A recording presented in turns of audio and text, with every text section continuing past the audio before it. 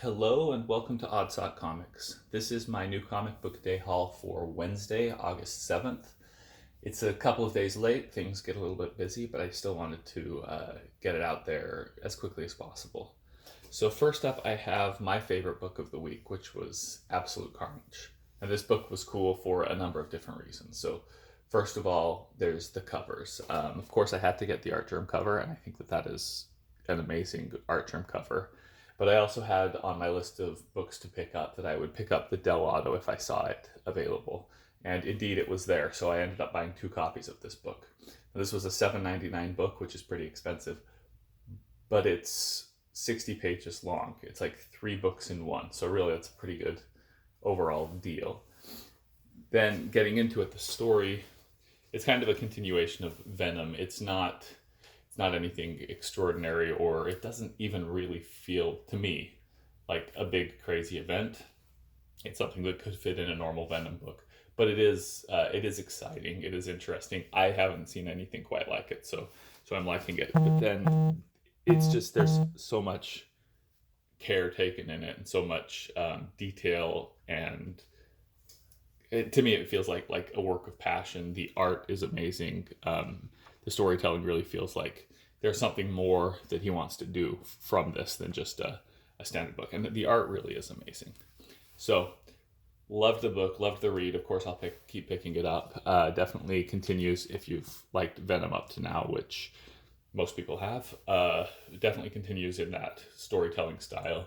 It's fun. Spider-Man's fun in it.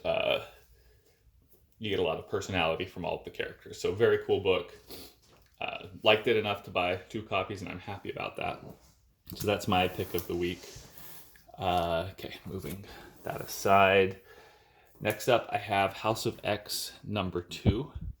Now I picked the Decades variant, but I actually don't really like the art of this cover. Funny enough, I do like Jean Grey and Phoenix, but I just don't really like this one. I've got a lot of Phoenix covers. I really like her older costumes, but this book was really focused on Moira Taggart and how she got to where she is now.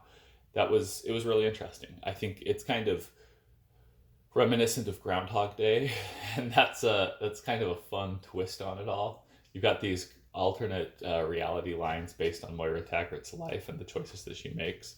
So very, very interesting. Explains where they're going and how they're able to recreate basically the X-Men universe from scratch. It also gives some opportunities to kind of tie things up in a nice bow or reset if they want to. A lot of flexibility with where they're going to go with it. So this really opens up a lot of fun things that I'm looking forward to keeping through this whole X-Men series. Haven't read X-Men much since I started picking up books, but this one is very, very good. All right, next up, I have Savage Avengers #4. This is, I was able to get the Simone Bianchi variant. I love this. It looks like Sylvester Stallone as the Punisher, which makes perfect sense to me. Pretty much how I would envision him if it were played on a movie screen in the 80s. Would have been fantastic. But I do like the cover. The book has been a lot of fun. I actually disconnected from the story a little bit. So I was reading this and I had to kind of go back. Okay, what started this fight that they're initiating? I think I figured it out by the end, but it was kind of a disconnect at the beginning of what was driving, who was there, why people were near each other, stuff like that. So I think this one, if you're gonna read this one, and you don't have a good memory of Savage Adventures #3, it's probably good to go back and read that one before, just to place this in the right context. But the story was good. A couple of really cool characters. I think they're calling it Savage Venom is there. Big monster stuff. Pretty fun. Conan's got his sword being Conan. Just a lot of fun for this book. I do like it. All right, next up I've got Immortal Hulk #22. And this was another good read. This one, again, I I did figure out where it was pretty early on in this book, why they were where they were, where Banner was, all that kind of stuff. Um, there's a lot of talking, but at the end it really punches in the action in a great way that pulls you into the next issue, which I'm looking forward to. So it did exactly what it needed to. I will be, of course, continuing with the story. The next issue ought to be interesting. All right, next up, Daredevil #9. Now, I still like this storyline, but this book went a direction that I don't really like. There are ways to address it in an adult way, but I'm not going to make big spoilers or anything, but the relationship aspect side of this, they can take it one of two ways. I don't know if Chip Zdarsky is going to go a more traditional Hollywood route with it. He's kind of glorifying. I'm talking cryptically because my son is in the room, but he's glorifying the final action in the story, or if he can take it as a character driver. Hopefully, he does the latter. I've seen it done before. It's just difficult. So I'm gonna read #10. If they can resolve it, great. Or no, they don't have to resolve it at #10. They just have to address it in a mature way. And I have some concerns. It's a complicated topic to address in an adult way. Most people don't have adult views on what's going on at the end of the story here. But it's a lot of philosophy. It's a lot of discussion. It's deep. It's interesting. But I'm just thinking through. I can't think of much of any action here. I think there's a little bit of, he throws on there's one action scene in this story, but it's just kind of thrown in there. Doesn't really drive anything. It's not really that important. It's just something that comes up while he's talking with other people. It's interesting. Not a lot of action, but a lot of philosophy. I know a lot of people would be bothered by that. I'm glad they did throw that action scene in. Otherwise, this would have been pure talk. But we'll see where they go with this. All right, next up we're moving over to DC. I've got Batman, City of Bane. Cover's awesome. Gabrielle Dell'Otto, fantastic cover. The only thing that I'm not too happy about is that they've gone up to $4.99. When I started collecting Batman, it was every 2 weeks. It was $2.99. It was great. It was not expensive. Now I'm up to $4.99 every 2 weeks if I get the heavy cover. So that's pretty fast in 2 years, almost doubling the price. So a little frustrating on the price side. Story is not any better. Actually, I was thinking about this. The internal art is really good. I think it's Tony S. Daniel. I like his style. It's kind of cartoony, but in proportions that don't feel cartoony. The front splash page is one that a lot of people have seen, but it's active. I like the art inside here. I like Tony Daniel style. So, that's an ad, but the story, parts of the story are great, but I do think that Tom King has faded over the last couple of years, because I was looking back at Gotham Girl, and I was thinking when she was first introduced in the first few issues of Batman, started in 2016, she was a deep, interesting character. Now she's overpowered. She's just chattery. Doesn't say anything meaningful. Her powers that are supposed to eventually kill her are not being used carefully. She punched Captain Atom, broke him, and they're like, oh, he's stronger than Superman. It's like, do we really need a character that can one punch somebody who's stronger than Superman? I don't think that's a good route to go for the DC universe. There's no challenge for her. So I'm really struggling with what Tom King has chosen to do and kind of degrade it into superpower woman with no challenges at all. But that's Tom King. We've got 9 more issues, and hopefully we move on to. I'm still pushing for Brian Hill. Let's see who gets Batman next. Anybody know? I haven't heard anything yet. If you know who's going to pick up Batman, or if you have thoughts on that, let me know, because to me that is the biggest thing upcoming from DC. All right, next up we have Deceased. This one made me kind of happy because you can go. This is a big event. It's interesting, and it's all encompassing, the entire DC universe. Everybody's coming together, so it feels very like. I don't know if you were to compare it to some of the recent events with Scott Snyder or something like that. A lot of those, it builds and builds and builds and builds for like, there's 6-issue miniseries, and by issue 5 you're still like, what on earth is going on? They're not going to be able to close it off or bring it together in one issue in number 6. It's all exposition and building for 5 issues, and then they get to 6 and they can't finish it that fast, so they end up using cheap, in my mind, cheap Deus Ex Machina. Some big thing happens and just clears everything out really fast.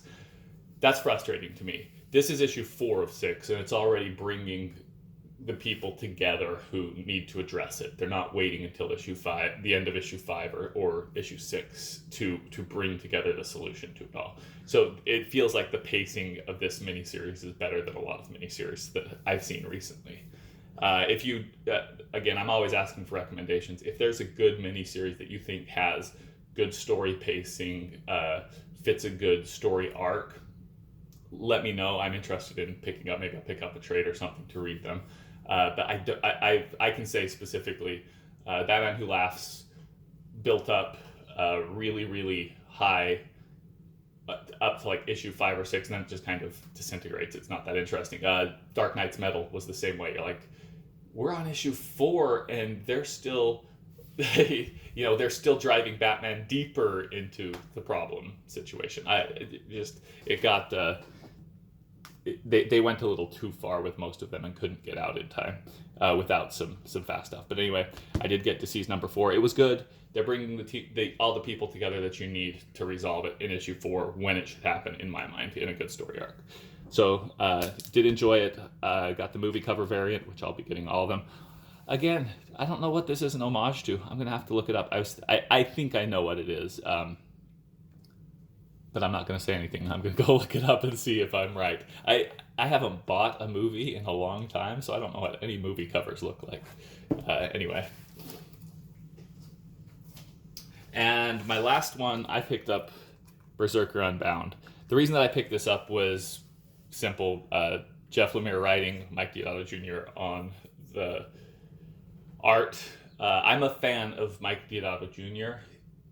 His style, to me, feels gritty and real in almost everything that I've seen him do. This story, it's basically Conan comes to New York. Yeah, it's fun. Character's okay. They do play him a little wimpy for a while, and so he's got something to resolve. He feels like a coward. He's got to resolve that. That'll be interesting. But I'll pick up issue 2. If it stays as interesting as issue 1, it's worth it, and I think it probably will. Between the writer and the art is really good.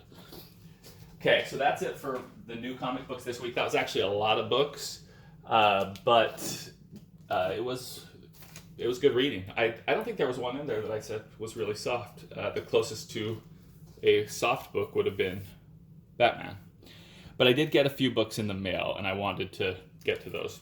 So, Naomi, I've had my eye on picking it up, purely a speculation. I don't have a lot of interest in reading it, but I've been thinking about this quite a bit. Naomi was super hot for a while. I think that issue 1 was going for like $70. It's down to half that. You can get it in for $25 pretty easily. I paid $30 and got these other 3 books to go along with it. They're not worth anything really right now. But the Naomi one's still worth like $25. But I think this is Brian Michael Bendis' creation. They're pulling her into the DC universe. The DC universe doesn't have a coherent movie structure, but she's still going to be an important character. They're just going to force her to be one. There's not an equivalent of her in DC. So I think that this was something that they needed. They probably hired Brian Michael Bendis specifically to do this, along with a couple of other things. But she's going to be around, so I was like, yeah, it's probably a good one to tuck away and see if anything comes of it. And because the price has fallen so much, I can see it going back up pretty easily. So I did pick that one up as soon as I was able to get it at the right price.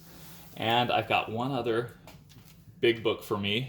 This is book number 9 of 10 of my 2019 goals. This is Jimmy Olsen number 134. And I don't have my sheet out, but I would cross that out. I decided to order this one quickly. I went to a comic convention, which I'll show you a few things that I got from that in just a minute. But I went to a comic convention. I only saw one copy of this book, and the guy that was selling it, I thought it said $135, which would have been a fine price, and it looked like it was in fairly decent condition. But then I asked the guy to hand it to me, and I looked at it, and it was priced at $435. The one, what I thought was a 1 turned out to be a 4.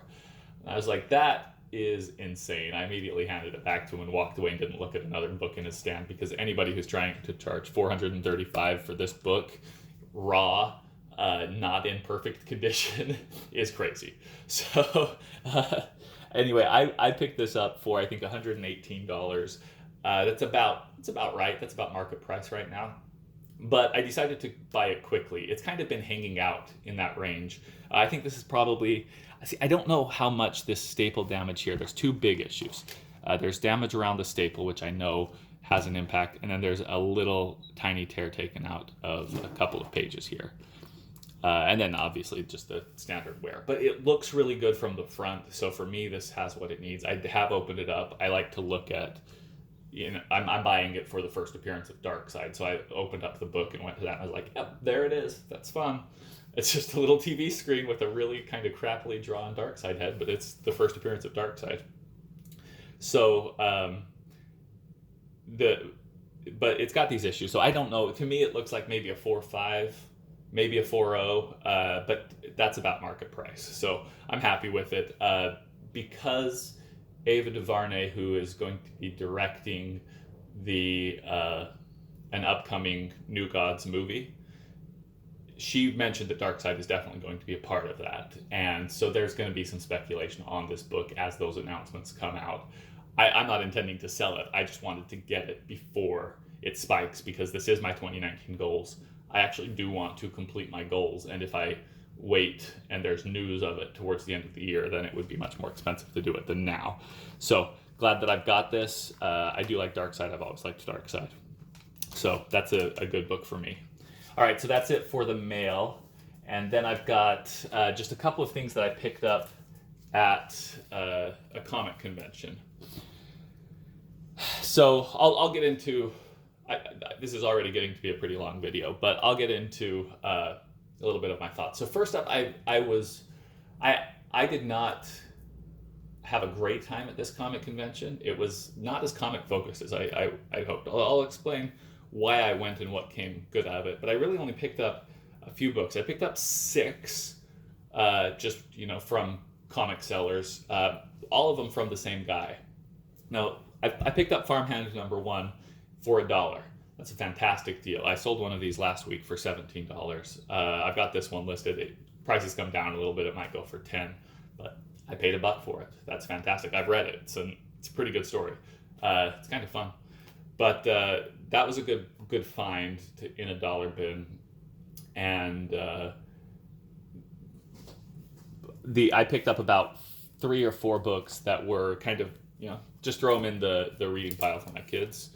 And then I picked up Thor God of Thunder number 20. This one was 50 cents. It's not in great condition. It's got some damage and stuff. But anytime I find a Thor God of Thunder, I'm trying to fill in the entire storyline. And it gets pretty expensive nowadays, because especially now that they're probably going to be using God of Thunder as inspiration for the upcoming Thor movie. So people are already speculating on it. It's going up. I may not be able to find it in dollar bins or quarter bins anymore, but I found one, 50 cents, low quality, but who cares? It's one that I needed in the run, and I'll pick up Thor God of Thunder anytime I see it in one of those discount bins. So that's really it for books. There wasn't much going on there. But I did I got a couple of signatures. So the reason that I went to the comic convention really was because Timothy Lim was there. And my son really wanted to meet Timothy Lim. A few months ago, I received the book Trump Space Force, written by Mark Pellegrini and the art by Timothy Lim. I mentioned online that I read it with my son. He loved it. He's getting into comics. And Timothy Lim was like, "Oh, that's so cool." He sent me a message. He said, "Oh, that's so cool. Send me your information and I'll send you something." So I did. I told him that I had everything that he wrote, basically, which is true. And he said, "Oh, I got it. I know what I'll send you." And so he sent a comic book that he had drawn, sketched the cover on, of Spider-Man that was really cool. That's my son's. It says, "To my son," specifically noted with his name and stuff. So my son has a real connection with Timothy Lim. He's sitting right here smiling. So he wanted to go meet him. So we went in. I have almost everything he had. I did not have this cover, and so I was like, okay, we'll buy something because I like to support him and have him sign it. So he did sign it. But then we had a little conversation with him for a while. And let me just show you a little bit of what happened. So we talked to him, we explained, showed him the cover that he sent to us, and he's like, "That was mine." So he kind of he's done it a few times. He remembered. It was cool. But then I think he knew that my son's name, or was close to getting it right. Like he remembered from drawing it, which was really cool for my son. But we were chatting for a while. We picked up this. We bought. This is my son's, not mine. He bought a Trump Space Force poster. This is the back cover of Trump Space Force. He got it signed by Timothy Lim again. Put it on the wall. We were talking to him for a while, and he said, "Hey, tell you what, give me a call in September, or send me a message in September, and I've got something. We're gonna do it in Indiegogo, but I'll get it to you guys just for coming to talk to me today," basically. I'll send him a message, but I'm going to back the Indiegogo as well because I like to support these guys. But he gave us his really cool business card, and this has his personal number on it and stuff. So cool guy, supporting the fans. That's my son's. He's sticking it up on his wall along with some other stuff. And then my son wanted some more art from him. So he had a book of trading cards, or sketch cards, up, and my son said, how much are these? And Timothy Lim goes, "For you, they're free." So he just he let my son pick one, and he picked this Spider-Man. He already has a Spider-Man cover, but that's okay. Very cool Spider-Man. This is my son's got more original art than I do at this point. Anyway, it's still fun. But Timothy Lim was great. It was great to meet him, and that's really why we went. Then I've got one more. Matt and Bill Weldon, who do Punchline, were also there, and I talked to them a little bit about what the future of Punchline is. If you're not picking up Punchline, you should order it. It's a really good book. The art's really good inside, and the story's good. They're treating the characters really well. They're female characters, but that's not the emphasis. It's very interesting the way that the characters are driven, and they are very, very strong women. But it doesn't come off like that's the purpose of it, like it does with some other books, Captain Marvel. But the story's really good. But they're still going. This is issue 6. Issue 7 came out a little while ago. It's kind of been delayed, but they're up. He said they've got everything written through issue 12. They're finishing up issue 10 right now. They're coming out on schedule for the upcoming books, so that's going to be really good. They were really nice, but definitely fun seeing them. And the last thing I've got is pretty minor. Well, I guess I'll show. This is not really anything too important, but I got these positive energy drinks with Bob Ross on them. That was a ridiculous deal. I got those for a little over $1 a can, $1.25 a can. But then, and this is so tiny, so it's almost like, why show it? But so this sticker it's just one of the things that's frustrating about the comic book industry for me. My daughter, who is 5, loves Harley Quinn. So she picked this sticker out from a booth that was that had a spinny thing, and she won a free sticker. So she picked out Harley Quinn because she wanted Harley Quinn so much. And I'm always like, yes, let me get you some Harley Quinn, or let me get you stuff that you're interested in. She's 5, and there's just like she looks through the books and she finds all these Harley Quinn covers, and she's like, I want this one, and she wants to read the stories. And then I read the stories to her, and I have to edit them because Harley Quinn is not a child's character.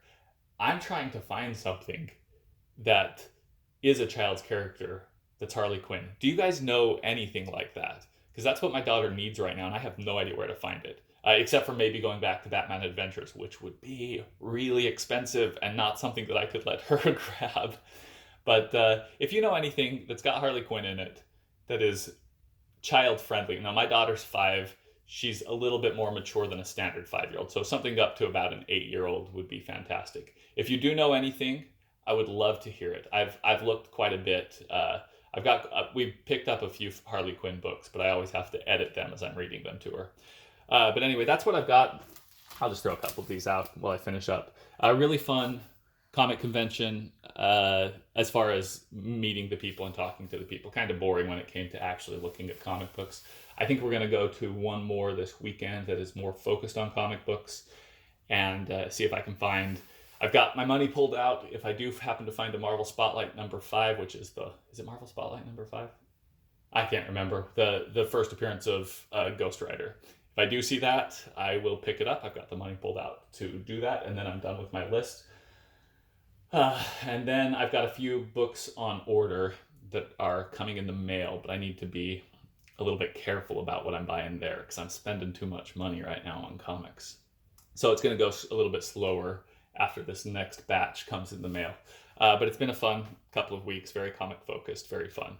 So thanks for watching. I've asked a couple of questions, and I'm very interested in if you got any information on those.